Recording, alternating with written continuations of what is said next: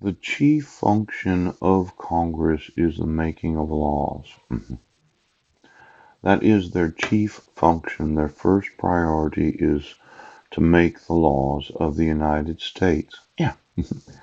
In addition, the Senate has the function of advising and consenting to treaties and to certain nominations by the President under the 25th Amendment to the Constitution. A vote in each House is required to confirm the President's nomination for Vice President when there is a vacancy in that office.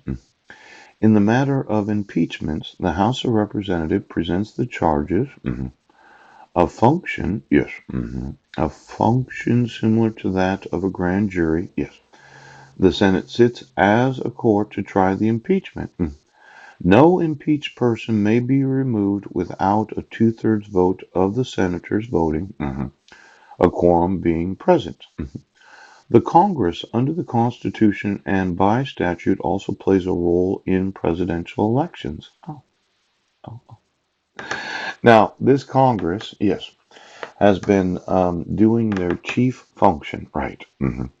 Passing laws, yes, that you've refused to enforce. hmm Now, yesterday we talked about the state of Washington. We talked about treason. Poop. We talked about the penalty of it, yes. And we talked about the misprisioning of treason. Oh.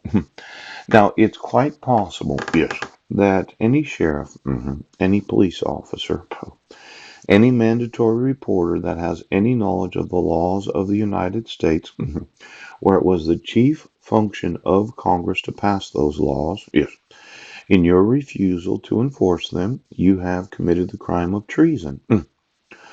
Now, it's one thing to say treason is the spending of certain amounts of money, yes. It's another thing to say treason is the refusal to enforce the laws of the United States Congress. See, their chief function, right, is to pass the laws, and your function is the enforcement of the laws. Now, let's look at the VAWA. Pow! Let's say that you issued a dissolution of marriage, yes, where the actual authority of the marriage was and is the United Nations, yes.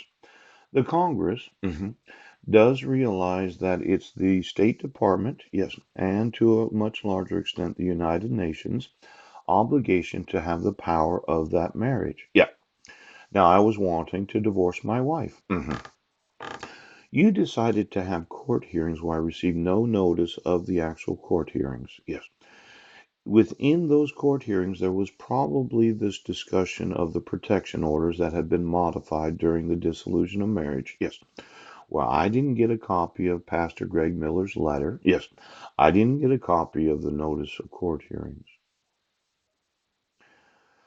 Now, refusing to enforce the laws of the United States Congress could be defined as treason against the United States of America.